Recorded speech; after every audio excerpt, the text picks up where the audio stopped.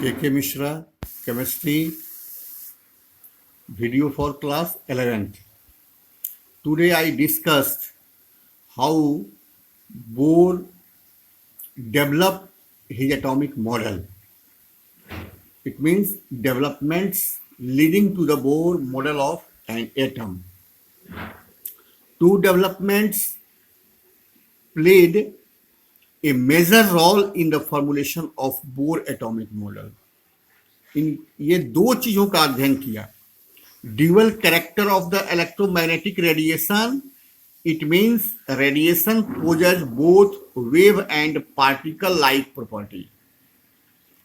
यह कहाँ से आया था? इसके लिए उन्होंने ये आइंस्टीन का जो था इलेक्ट्रोमैग्नेटिक रेडिएशन थ्योरी था, मैक्सवेल का इलेक्ट्रोमैग्नेटिक रेडिएशन था, ब्लैक बॉडी रेडिएशन था, इन सब का अध्ययन करके उन्होंने ड्यूअल नेचर को पोज किया था. और दूसरा था experimental results regarding atomic spectra which can be explained only by assuming quantized electronic energy level of atom. जब ऑर्बिट का एनर्जी जो हमने बताया था उनके मॉडल में, तो ये कैसे डेवलप किया है उसके बारे में हम आज चर्चा करेंगे. Wave nature of electromagnetic radiation है क्या? फर्स्ट टाइम जेम्स मैक्सवेल जो इलेक्ट्रोमैग्नेटिक रेडिएशन थ्योरी दिया था, उन्हें अध्ययन किया.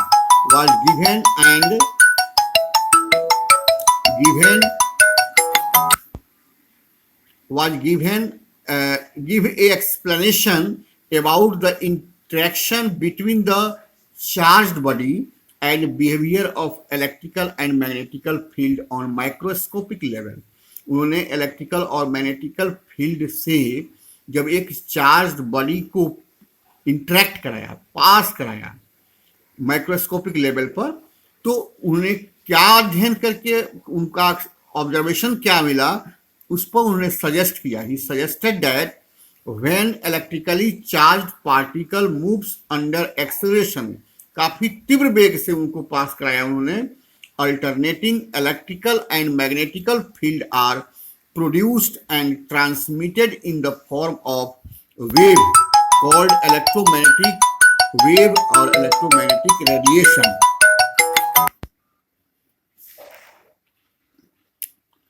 तो जब प्रोपेगेशन हो रहा है, कोई चार्ज बॉडी को जब हम लोग मूव कराते हैं तो उसमें प्रोपेगेशन होगा इलेक्ट्रिकल और मैग्नेटिकल फील्ड में. वहां से इंटरेक्ट होकर के जो प्रोड्यूस करता है एक वेव, जो प्रोपेगेशन के डायरेक्शन में होता है, उसके परपेंडिकुलर होता है एक दूसरे के, तो उसी वेव को हम कहते हैं electromagnetic wave. Property of electromagnetic wave और radiation, the oscillating electric and magnetic field.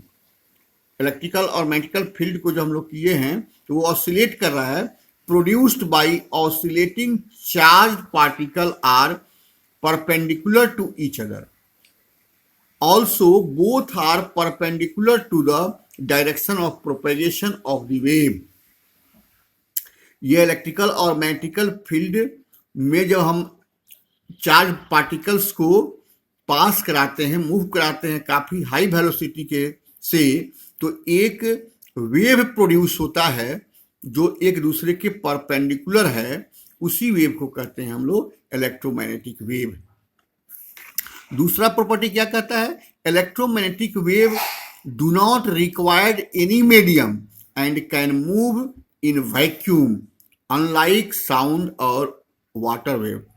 Sound wave और वाटर वेव के लिए मीडियम चाहिए, लेकिन इलेक्ट्रोमैग्नेटिक वेव को प्रोपेगेट करने के लिए किसी मीडियम की आवश्यकता नहीं होती है, वह वैक्यूम में भी ट्रेवल करता है. तीसरा है many type of electromagnetic radiation which differ from one another. कई प्रकार के इलेक्ट्रोमैग्नेटिक रेडिएशन होते हैं जो एक दूसरे से अंतर होते हैं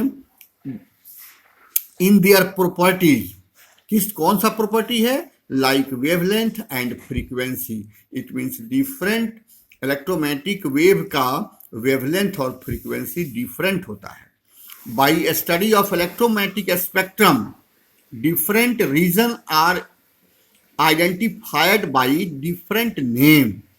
जब इलेक्ट्रोमैग्नेटिक स्पेक्ट्रम का हम अध्ययन करते हैं तो उसमें डिफरेंट रीजन में डिफरेंट वेव पाया गया, जिसका आइडेंटिफाई किया गया, उसका नाम दिया गया है। जैसे फ्रीक्वेंसी में हम निकाल रहे हैं तो 10⁻15 हर्ट्ज का जो भी वेव होता है वह विजिबल होता है, जिसको हम लोग अपनी आंखों से देख सकते हैं। 10⁻16 से अबव जो वेव होते हैं उसको अल्ट्रा वायलेट वेव के नाम से जानते हैं, और उसको हम नेकेड आई से नहीं देख सकते हैं। और फिर 10⁻14 से 0 तक का जो वेव होते हैं उनको भी हम अपनी आंखों से नहीं देखते हैं, उनको इंफ्रारेड बोलते हैं। तो इंफ्रारेड और अल्ट्रा वायलेट के बीच का जो रीजन है फ्रीक्वेंसी का, वही विजिबल रीजन होता है। इस चार्ट में हम बता दिए हैं। अब 15 से अबव जो है 16 में अल्ट्रा वायलेट है। अब अल्ट्रा वायलेट में एक्सरे है, गामा रेज है, इलेक्ट्रोमैग्नेटिक रेडिएशंस हैं, ये सब इसी में आ जाते हैं। इलेक्ट्रोमैग्नेटिक रेडिएशन भी इसी में है, अल्ट्रा वायलेट में ही है। और इंफ्रारेड में जो है वो माइक्रोवेव्स है, रेडियो वेव्स है, सुनते हैं आप, एफएम है, एएम है, ये सब रेडियो वेव है। रडार वगैरह में जो वेव आता है सब रेडियो वेव होते हैं। लॉन्ग रेडियो वेव होता है 10⁻4 से 0 के बीच में। Visible light 10⁻15 hertz, ultra violet light 10⁻16 hertz. Light भी तो एक वेव है ना, 10⁻16 hertz. Components of sun radiation, जो सन रेडिएशन होते हैं जो अल्ट्रा वायलेट लाइट को एब्जॉर्ब करता है ओजोन का स्फीयर, वो है नॉन विजिबल होता है। इंफ्रारेड या रेडियो वेव्स जो है 10⁻14 एंड डाउनवर्ड नॉन विजिबल, ये है माइक्रोवेव्स और रेडियो वेव्स में। SI unit of frequency is hertz. Frequency को हम लोग इसी न्यू के साइन से लिखते हैं। हर्ट्ज होता है मतलब सेकेंड पर सेकेंड होता है। It is defined as number of waves that pass a given point in 1 second.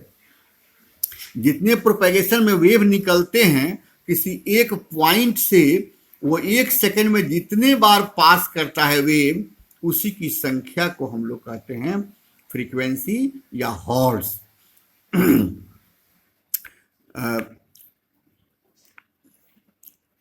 Point in second, it means cycle per second. SI unit of wavelength जो है लैम्डा है, ये मीटर में होता है। लैम्डा भी आप जानते हैं, 2 क्रस्ट या 2 सिस्ट के बीच की दूरी जो होती है वो उसका वेवलेंथ कहलाता है। In vacuum all type of electromagnetic radiation travel eight same speed. अब यहाँ फिर इस प्रॉपर्टी को ज्वाइन कर रहा है कि इलेक्ट्रोमैग्नेटिक रेडिएशन वैक्यूम में एक समान स्पीड से ट्रेवल करता है, 3 × 10⁸ मीटर पर सेकेंड।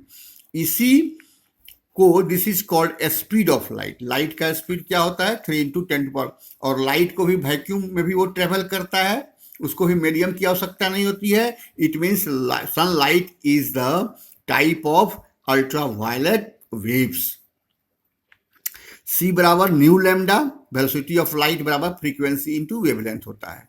वेव नंबर इसको V बार से लिखते हैं। Wave number defined as number of wavelength per unit length.